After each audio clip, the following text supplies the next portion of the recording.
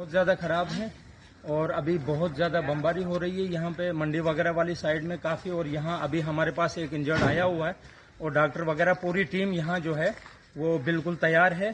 तो अभी एक आया है, हमने उसको अंदर ले लिया है और उसका ट्रीटमेंट शुरू हो गया। आते ही उसका ट्रीटमेंट शुरू हो गया। अभी हालात बहुत ख़राब है, न जाने अभी कितने और आएंगे। किस तरह के हालात बने हुए जंगी हालात आज? हाँ, आज बिल्कुल जंगी हालात हैं।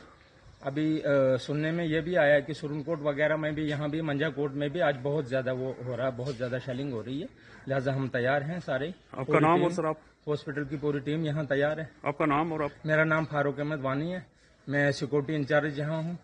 एजेंसी रजौड़ी एजेंसी, हाँ, सारे यहाँ बिल्कुल सारे यहाँ तैयार हैं, जिसमें डॉक्टर हैं, पुलिस वाले हैं, सिक्योरिटी है, हर एक जो भी स्टाफ का बंदा है, सारे पूरे यहाँ बिल्कुल मसले हैं।